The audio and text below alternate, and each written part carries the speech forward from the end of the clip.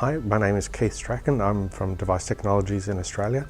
My role within Device Technologies is the solution architect for the IT department, and my responsibilities obviously extend into developing solutions for the organisation that we can leverage in-house as well as potentially leverage out to customers in the field. We've had a few issues around aging technologies disappearing from vendors, such as Microsoft Threat Management Gateway, or TMG as it's more commonly known, and trying to find a suitable replacement that would actually fit both at a security level but also at a functionality level. Some of the Microsoft products that they created to replace TMG with don't do the whole portfolio of applications that we desired. So we looked to the market to sort of see what else can provide the reverse proxying capabilities that obviously NGINX is quite famed for.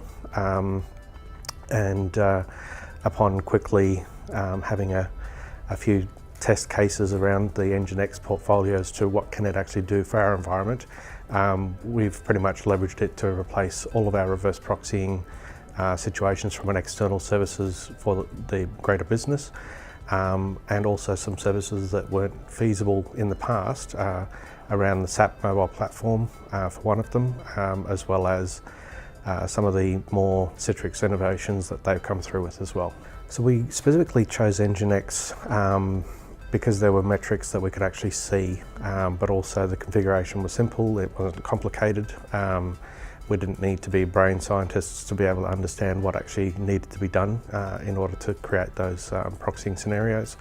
The logging scenarios in relation to trying to find faults, trying to find errors were quite simple to diagnose using standardized formats, and obviously being able to pull those into general tools such as Splunk were great. So it made it a lot easier for us to be able to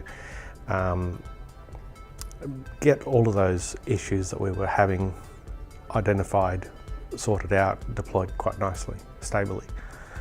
So we have recently, as well as leveraging NGINX for providing the reverse proxying capabilities, we've also decided to start leveraging the NGINX platform as our web platform of choice. So all of our corporate websites that we have that are displayed around the world will be re-platformed onto NGINX to basically be the next generation of our iteration of website.